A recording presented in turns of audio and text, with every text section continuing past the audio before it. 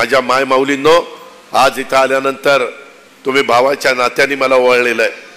उद्याच्या 17 तारखेला कालच रात्री मी मुख्यमंत्री उपमुख्यमंत्री सुनील तटकरे आम्ही अनेक जण मीटिंगला बसलेलो होतो। साधारण 19 तारखेला भाऊबीज आहे।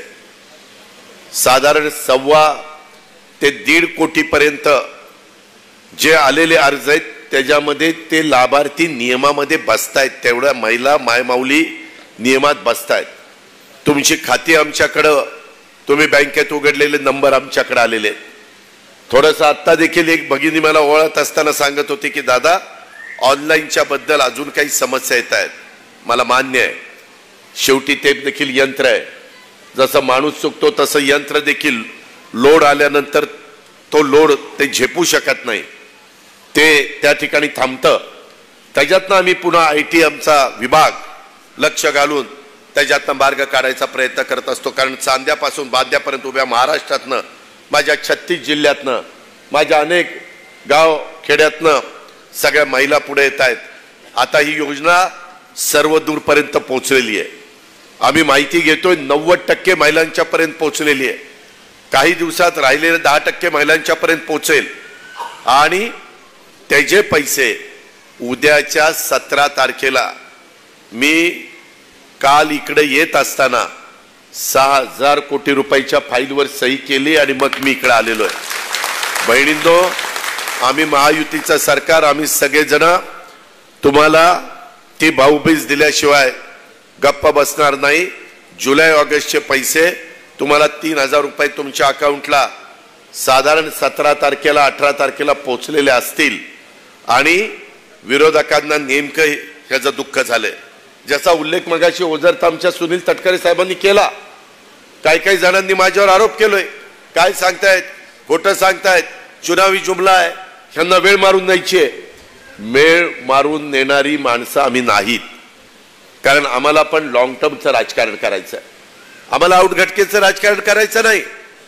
आज मी निपाणमध्ये येऊन, आज मी कळवडला, सुरगण्याला, दिंडोरीला, उद्याच्याला येवल्याला, नाशिक रोडला जाऊन मी काही सांगितलं तर उद्या ह्याच महिला मला नंतर आल्यानंतर जाब विचारू शकतात, काय अजित पवार त्या दिवशी नागपंचमीला आला होता, फार वर तोंड करून बोलत होता, कुठं गेला तुझ्या गप्पा, कुठं गेलं ते आमचे 1,500 रुपये।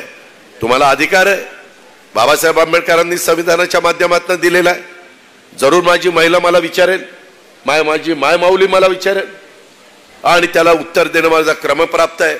आणि म्हणून या सगळ्या गोष्टीचा फार अभ्यास पूर्ण करून तुमच्या माझ्या राज्या, देशातलं एक प्रगत राज्य आहे। GSTचा मोठा कर आपल्याला मिळतो, एक्साईजचा कर मिळतो, नोंदणी करतो त्याचा कर आपल्याला मिळतो, अनेक प्रकारचे कर आपण गोळा करत असतो। आपलं स्थूल उत्पन्न चांगलं आहे, त्याच्यातून आपण पुढे चाललेलो आहे। त्याच्यामुळं खोटा नरेटिव्ह सेट करण्याचा प्रयत्न कोणी केला तर कृपा करून त्याला बळी पडू नका। ही योजना आम्ही चालू केलेली आहे, ती कायमची पुढे चालू राहावी म्हणून चालू केलेली आहे, बंद करण्याकरता चालू केलेली नाही।